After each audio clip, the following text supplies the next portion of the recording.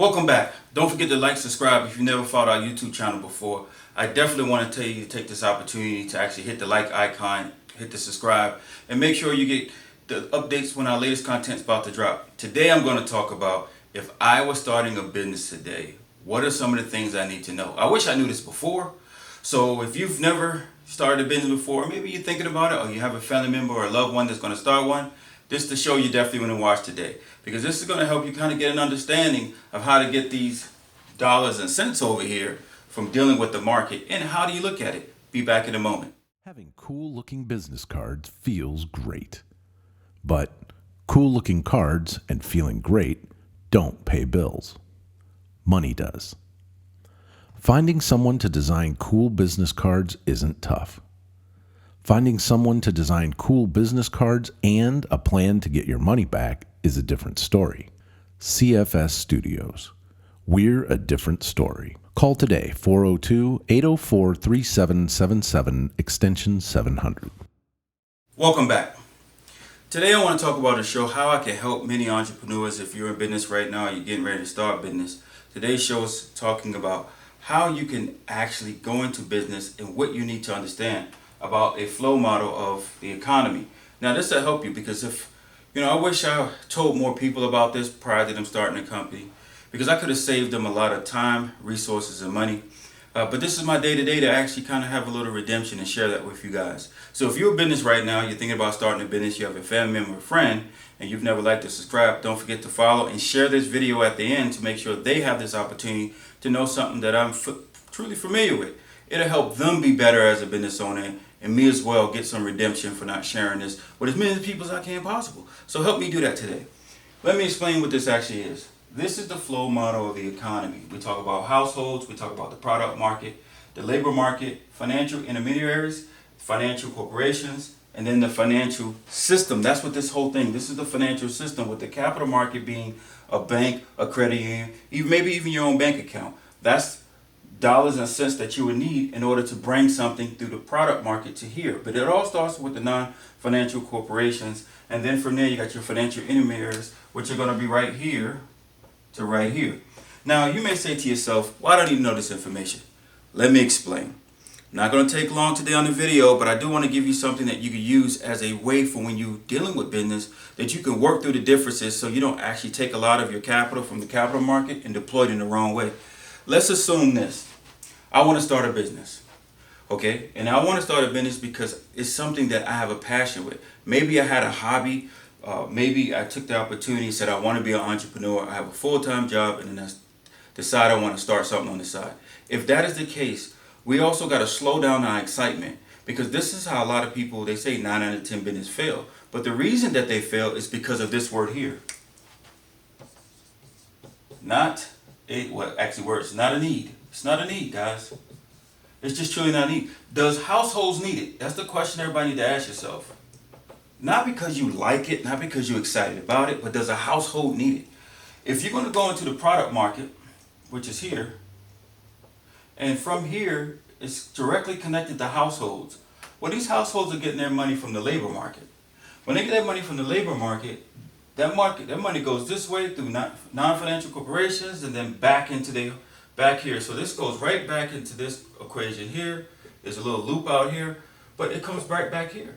Now, let's assume this person makes $2,000 a month, and there are certain things in the economy this person is going to need. So if this person is making $2,000 a month, and that's their monthly pay, you have to ask yourself how much of that monthly pay to replace something that has a lesser quality. So don't go out and start a business and you're actually making a product that competes, but it needs to replace. A lot of times products are being made right now because they came to the party late, their market share is very minimum, and they're fighting an uphill battle. That's going to be natural. How come? Because it's not needed. What do you mean it's not needed? Well, there's a corporation out there that can buy it in such a massive amount that you can't. So what you're going to end up with is this, especially if you're just starting off a business, you're going to end up with inventory. There's an aisle inside of Walmart, and that aisle is an aisle from products that was brought into Walmart that was on the shelf, and now the value of it is they just trying to blow it out of the door. So you got those little yellow stickers. You see all of these deals on that aisle that they have inside of Walmart. You don't want your product to end up there. You want your product to actually stay current, that people want to buy it. Every now and then you may have something that you may bring, whether non-perishable, perishable, that has an expiration date on it, and it may get a yellow sticker. But it shouldn't be the majority of products. And it shouldn't also be just sitting in inventory, because all this is cash standing still. So when you say I have a service, fine, you have a service. Is it needed? Is it replacing a current service that is already in the marketplace that has a lesser quality value, and whatever that product offer is, it's insignificant to what you can bring to the market. Yours is fat. What yours do is better. It's fat. It lasts longer. You know, we think about it. Think about how we're gonna do light bulbs. Okay, there was a time with halogen light bulbs, and then we had the old light bulbs where they would pop. You know those. These are you used to see it little black. Now we have LEDs. We now also have light bulbs that you could actually have dim. We used to have dimmer switches. We still do. People still have dimmer switches in their house where they can press the dimmer switch and that light bulb can go up. However, it's only going to get to a certain. But now you have a light bulb that have a switch on it. You can have a yellow light. You can have daylight. You can have a clear, cool blue daylight. You can also have a little like a night light. It has many different illuminations on the side. That wasn't around 10 years ago in its capacity because it was on the switch. Now it's built into the light bulb that you can have a static switch, and then when you screw in a light bulb in, you can adjust that on the light bulb. What was that 10 years ago? It was in the prototype stage. Well, let's say you come out with a light bulb. We now have LEDs and you bring on a halogen light bulb. Inventory. You went to the capital market. It's not a need anymore. So we got to constantly think, if we're bringing out a product or service, even if it's similar to somebody else's, how can we make it better? How could it work better, cost cheaper, and households need it? Not just because I'm excited because I have it, and then I use what I call strategic marketing, which I talk around the subject, not really get to the point and say a lot of things that salespeople would do in order to get you to buy something. And once you realize what you buy and what you currently already have, what you currently have is better, I'm not going to be able to keep you as a customer. The product markets are out there, but what companies are now doing is actually making a better product and removing a lesser product out of the market. So the question that I'll ask, whether it's your service or your business, this number one question. The product market for households, they're looking for this word all the time. I know a lot of times people say they're looking also for the word cheap. Okay? They say they're also looking for the word cheap. But they're also looking for something that is better and that is actually, again, does it have to be cheap, or can it be priced accordingly because it's better? Case in point, Apple's not a cheap phone. No matter how many times you look at an iPhone, it's never going to be cheap. Androids and the other phones are actually less expensive. So what makes Apple a better phone than an Android for many people, to be quite honest with you? Some people still have Androids out there. Not everybody has an iPhone. But for the ones who actually go after the iPhone, it's because our belief, I have an iPhone, is that it's better than an Android. I've had both Androids in the past, but over the last couple of years, I've only had iPhones. And you would say, how come? Because the product was better for me. And as a household, I have Apple products. So I have Apple from my iPhones, for me and my family members, to the computers are Apple products. How did I get to that point? Because I had regular computers before I had, like I said, Microsoft Word goes on everything, so it doesn't matter if that's an Apple device or regular desktop Intel. But from Intel to going all the way back to Gateway computers to Commodore computers, I had those first. And as each computer came out, and they came out with cheaper computers, but the question was it better? Was it better? If I got to get the virus software and everything else, for you as a person, or you as a person who is in the economy, part of a flow model of the economy, you have to ask yourself, when I bring my service, and I put this up all the time, I'm just telling you guys, I drew this today because today I was sitting back and I was saying I would like to bring a new service to the marketplace when it comes to marketing, advertising, consulting here at CFS Studios. But I had to take a step back and say, okay, let me first put this on the board and put households and then ask, is it needed? Just because I'm being creative and I'm creating another SKU, another way to generate revenue, I got to ask myself, is it needed? And as I was going through it, and looking at what was currently in the market, I had to literally say, nope, I can't bring that to the market. And the reason was, and some people will just do it anyway, but I'm just telling you what my reason was. It was because I realized the only thing that really made it different and unique was, one, it was going to cost me more to bring this to the market than what's currently being produced. So as a company with high interest rates, and we have an economy that priced everything high, on the supply side, which is, when you think about the supply side, now we're talking about the manufacturers at that point. So when you're looking at manufacturing and you say, okay, wait a minute, if I go to a manufacturer and I deal with manufacturing, okay, the cost of this is, well, now I'm going into, I have to be in volume. How can I do it if I want to be able to produce, bring out a product that is actually good, going into manufacturing, which is the product market that has the households, and I don't want to end up with a lot of inventory, but you say you're bringing in a service, yes.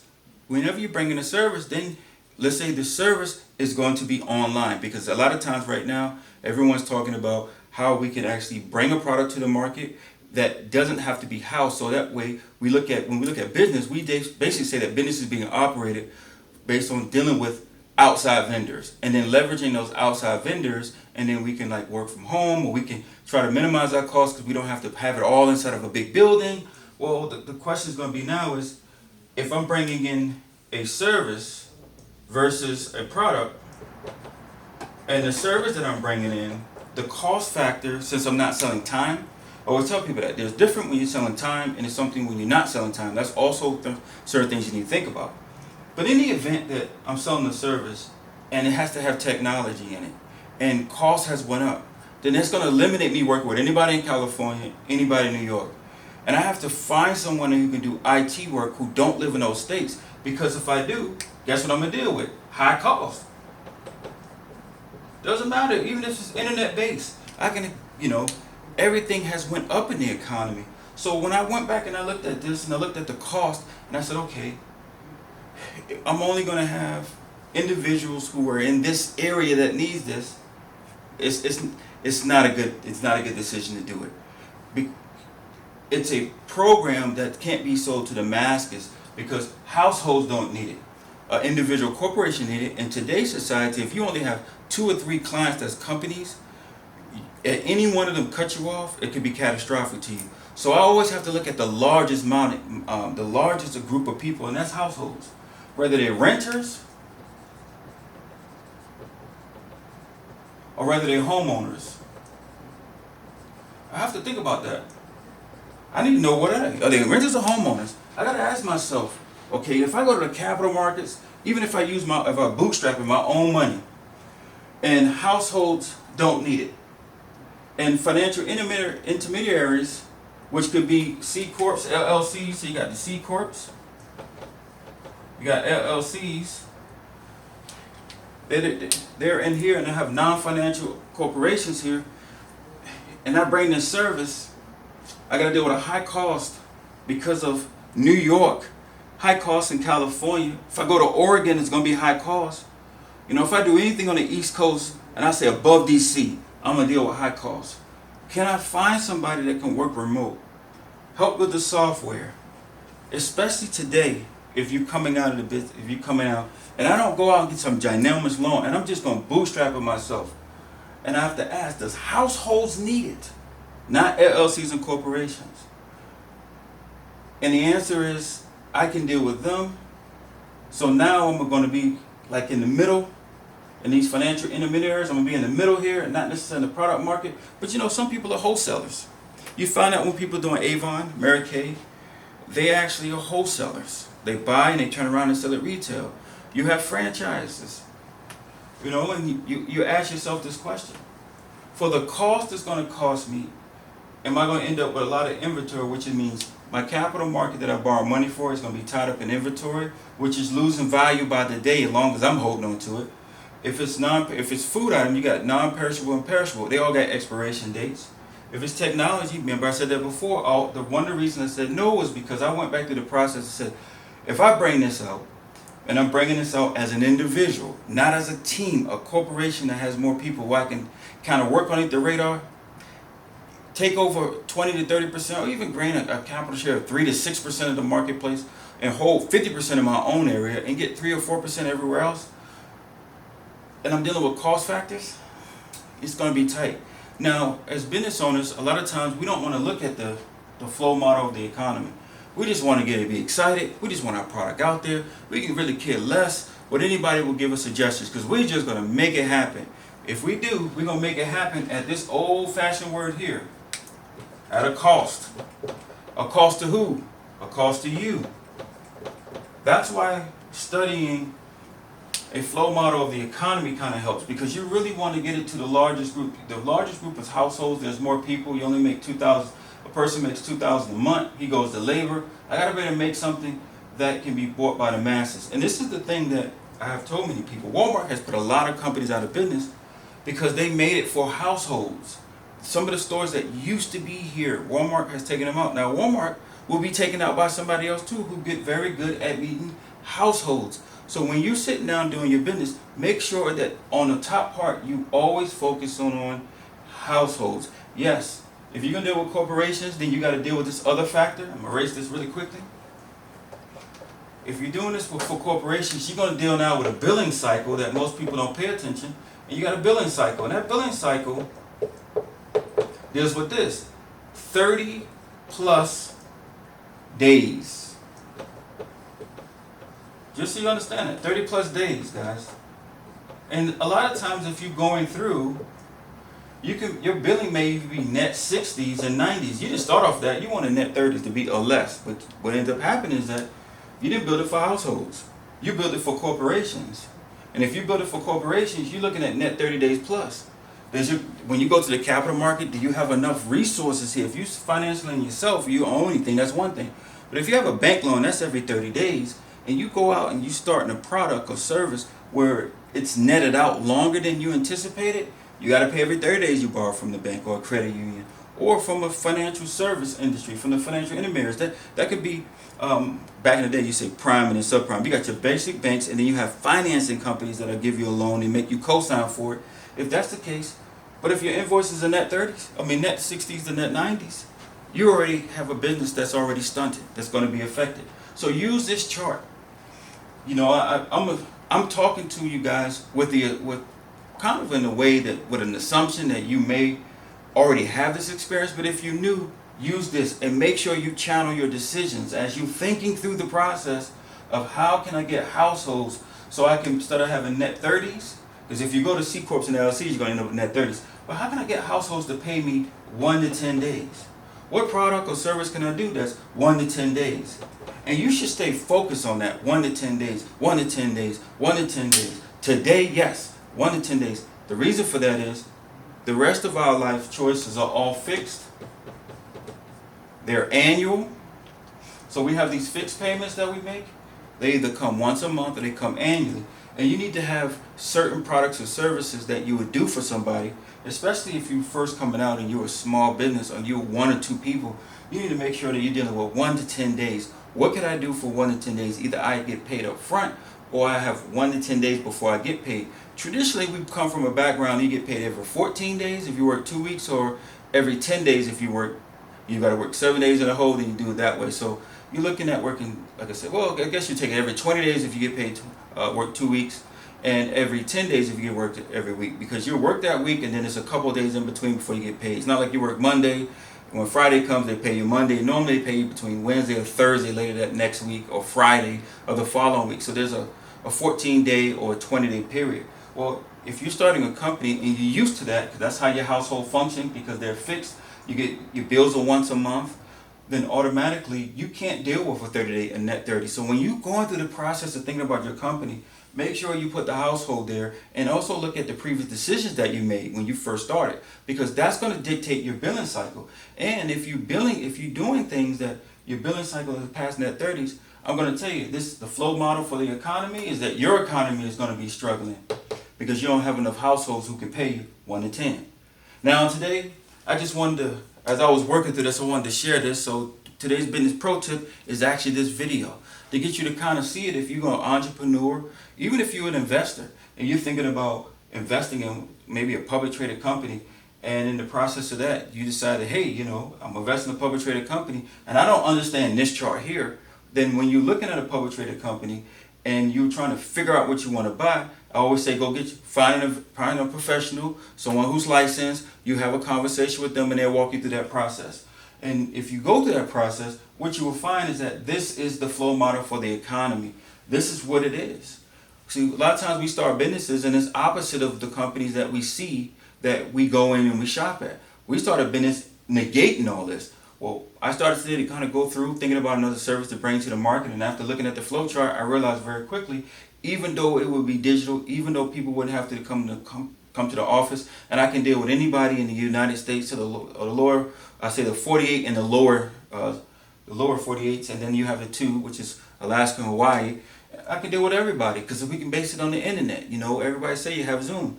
However, there's a high cost if I'm going to have somebody who, unless I bring them on my team and they are co-founder with me, which is not the case, then that situation is going to be dire because the cost on the East Coast and West Coast now, with everything increasing, I got to find somebody who can do coding at an inexpensive pricing. People say, no problem, you can go overseas, you can use that. Those things are all true. But the question is it needed?